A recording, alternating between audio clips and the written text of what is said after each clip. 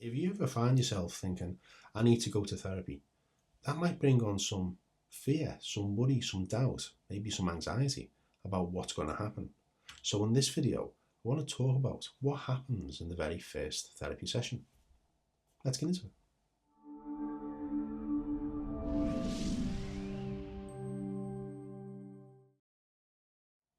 Hello and welcome to Write Your Own Story. My name is James Taylor. I'm an online counsellor, hypnotherapist, life coach and hypnotherapy supervisor. I'm also an author, a podcaster and a YouTuber. Now, let's get straight to this. If you're considering going to therapy, or a friend of yours is considering going to therapy, there might be a bit of anticipation about what to expect on the very first session. On my last video, I explained how to find the right therapist for you, and I'll put a link for that here, and that'll be in the description below. But what happens when you've decided to actually go to see a therapist? Well, here's what I'd recommend. The very first session, there's going to be some note taking. The therapist is probably going to get some details from you about next of kin, your home address, contact details, any health issues they need to know about. Maybe there's a doctor's surgery that they ask. Every therapist operates in a different way. But there's a lot of information gathering from the therapist, and they'll probably just record that either digitally or on pen and paper. So that's how the start would be. Now, you may not really get into the crux of why you're there as much as you want to on a first session, or you might. So this is, you might do, or you might not. So this is like a general guide. Now, when all the admin is taken care of, the therapist probably say, where would you like to start? And then they might go quiet. Now, you might notice this a lot, where the therapist is being quiet. The reason the therapist is being quiet, it's because you're probably thinking of what you want to say. So the therapist is going to stay quiet so they don't disturb your process, your thought process. Just gives you the space and the time. Now, you might say a lot of things and the therapist might jot some names down, or maybe they won't.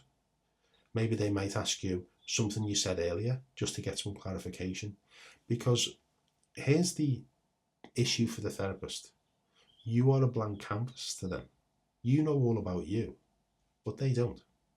So when you're talking about things that are bothering you, it's filling in their canvas or their jigsaw so they can see the picture. They need to know where you are, where that person, what that thing is, how does that link to this kind of stuff. So there might be lots of questions, or there might not be so many.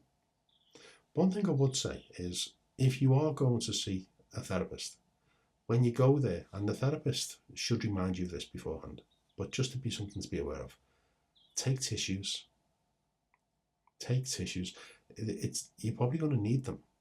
If you're going to therapy because something's bothering you, there might be times when you get a little bit choked up, a little bit emotional. That's all very, very normal. You might really not know what to say. That's normal as well. But what you're not going to be is judged. You're not going to be judged in any way. And that's the beauty of therapy. You can turn up and you can say whatever the hell you want, and no one's going to judge you. And maybe you can't do that with anyone else. Maybe you can't say to your friends how you feel because maybe you feel a bit embarrassed, or you're worried what they may think, or can they keep it to themselves. Maybe you've got to keep part of you cut off how you really feel. But in therapy, you don't have to do any of that. And it's the only place I know in the world where we can be so open and honest with our own thoughts and feelings and our behaviours. So if you're going to be so honest, take tissues, because you probably get upset. Another thing, make sure you have your device turned off. So if you're going in person, put your mobile phone on silent. If you get notifications on your watch, take your watch off and put it in your pocket or something, or in your bag. You don't want to be distracted while you're in mid-thought process because your watch has just give a buzz because you had a text message from someone, a notification. So if your watch is linked to your phone and your watch buzzes, take that off and put it somewhere as well. You might get a bit dry mouthed, so maybe take a bottle of water. There might be water there, but you might just want to take your own water as well, because it's normal to get a bit dry-mouthed when we're talking about difficult things. It's a physical reaction. Now, because you've had the consultation already, which I mentioned in my last video, you'll know how long the sessions are for. So maybe there's a clock on the wall that you can see how long you've got left. Or maybe there isn't. Maybe you don't know what the time is. So if you don't know what the time is, just ask the therapist. I can't see a clock. Will you let me know when there's a few minutes left? Any therapist should do that anyway, really. They should say, just to let you know, we've got 5 minutes left. Okay. One other thing to expect, you're going to feel the ripple effect after the therapy session. That doesn't mean you shouldn't go back. That just means you stare in the pot. Maybe whatever you're needing to go for, that might be quite new and fresh, or maybe it's been around for years, maybe a bit of both. Now, when a therapy session starts, you're naturally going to be stirring the pot, because the idea is you want to get this stuff out. You don't want to keep it in there. You want the pot free of it. So after the session, you might feel a bit wiped out. That's normal. Don't expect to be skipping out of the therapy sessions. Maybe towards the end you might be, but generally, and I've noticed from experience, you see, when I trained to be a therapist, you had to have extensive therapy yourself. And the reason being is, we've all got stuff. Everyone's got stuff. The Dalai Lama's got stuff, I'm sure of it. And the idea about it is, how can you truly help someone when you're still carrying around all your stuff? How can you help someone else? So when you train to be a counsellor, you have to go to extensive counselling. And it was 40 hours. 40 hours of counselling. Now, at the beginning, when I first started doing this, I was thinking, 40 hours? I haven't got 40 hours worth of talk in me. Be surprised what comes up. And when it comes up, it stirs the pot. You get a ladle, you remove a bit of it, a bit of it, a bit of it. And over there, as I was coming towards the end of the 40 hours, I genuinely felt like a completely different person. I was still me, but there were parts of me that hadn't been resolved, and they had then been removed. And because of that, I felt lighter, I felt cleaner, I definitely felt happier.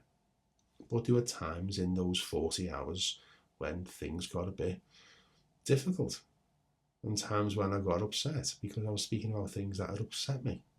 So it's all very, very normal, all right? But make sure you give yourself the time.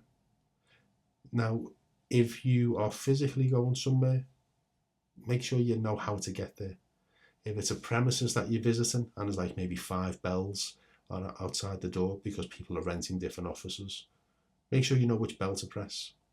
Find out if there's a waiting area. Do what you need to do. If you need to nip to the toilets before you start the session, then do that. If you're doing it online, have tissues. Don't go for the kitchen towel. Kitchen towel's too rough. Get some tissues. If you're going to be online as well, make sure that all the notifications are turned off on your screen. So you're not getting a ping when someone sends you a WhatsApp or an email or whatever. This is your time. And it's so important that you give yourself this time. All right? So any apprehension that you've got, hopefully this has answered some of the questions or thoughts you might have had. If you've got any other questions, pop them in the comments and I'll read every single one and I'll get back to you. All right? So my very best wishes from me to you. And this is James from Write Your Own Story. Bye-bye.